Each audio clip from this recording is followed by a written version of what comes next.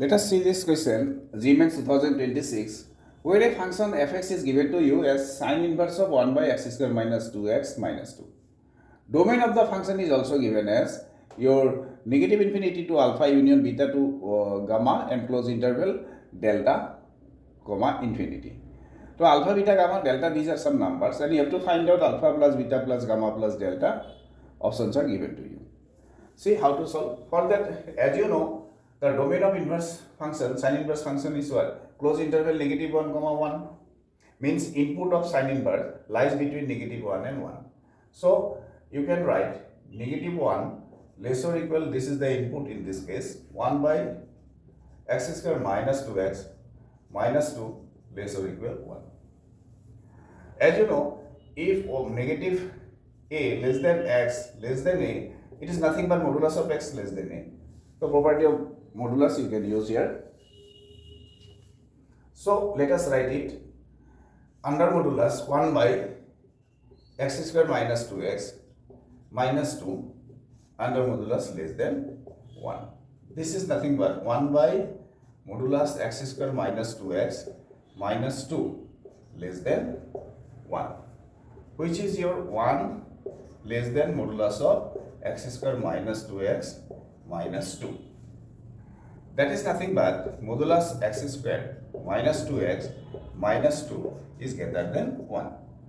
Or you can give greater or equal, and less or equal, greater or equal.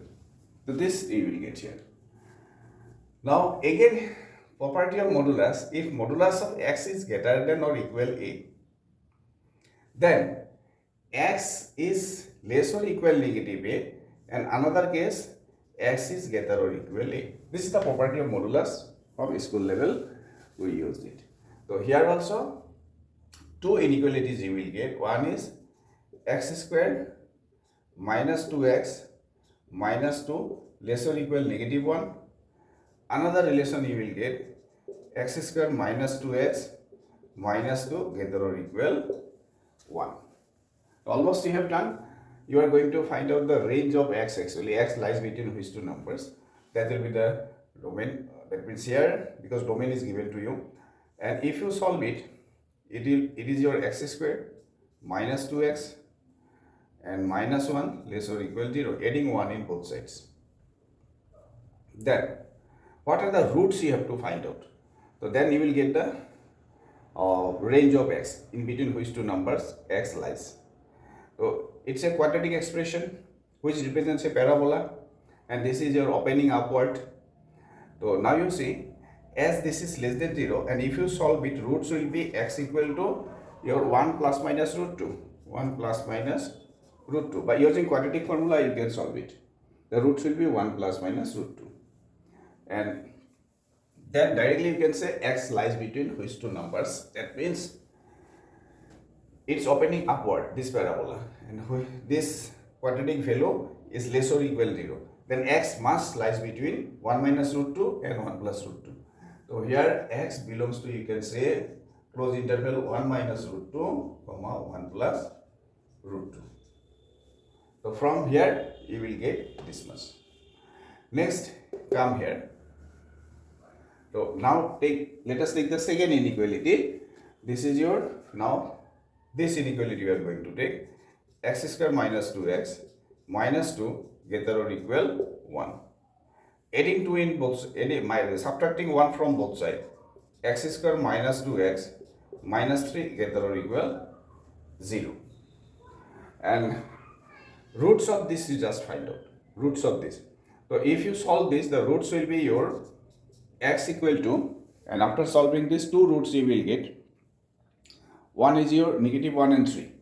Roots will be negative 1 comma 3. These are the two roots. But this time this is greater or equal 0. In that case, x belongs to, that is negative infinity to negative 1. It should be less than negative 1 and greater than 3.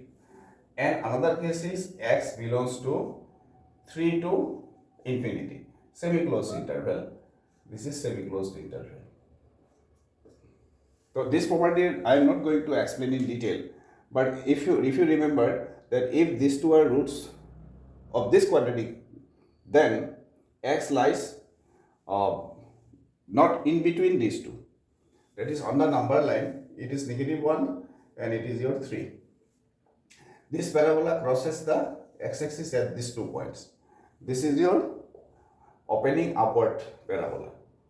And as you are saying that x square minus 2x minus 3 greater or equal to 0. So in this part, this will not be greater or equal to 0. This y coordinate will be greater or equal to 0 in this part. That's why to the left side and to the right side. Okay. Now x belongs to -1 to infinity to -1 and 3 to infinity. Now you see, if you take the union of this interval, then it is your -infinity, -1. It is semi-closed, and this is union. Then take this 1 minus root 2, 1 plus root 2.